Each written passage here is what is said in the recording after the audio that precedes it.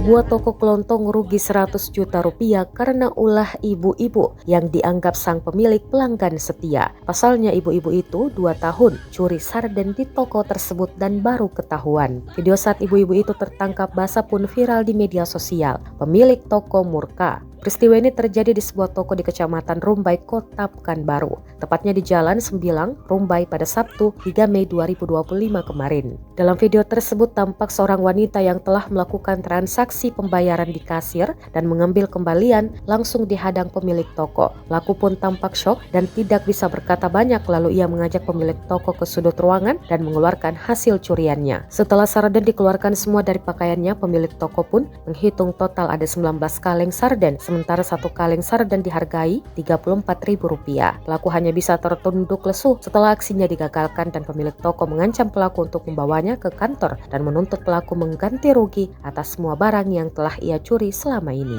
Aku udah ada, kasih ampun dong, keluarkan lagi. Atau kau mau kutelanjangi? Habiskan lagi. Ada lagi. Ada lagi nak. Ini biar ibu yang periksa. Nah, biar ibu yang periksa lagi. Tunggu lalu. Kok bisa sebanyak ini kau mencuri, ya Allah? Berapa di satu hari kau habis sarden?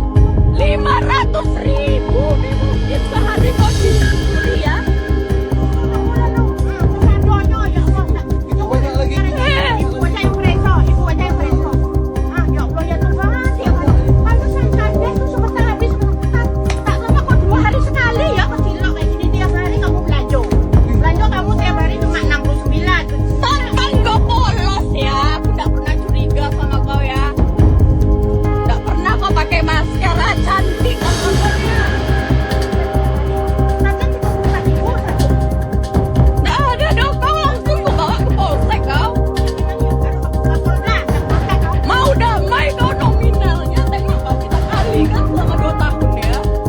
Sehari 500.000, kita kalikan 2 tahun. Kalau kau mau damai, kita kalikan nih selama 2 tahun.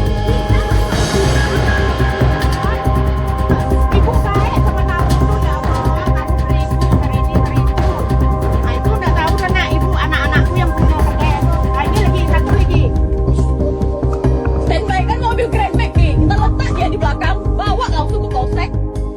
Nggak ada, kita damai. Download Tribun X sekarang, menghadirkan lokal menjadi Indonesia.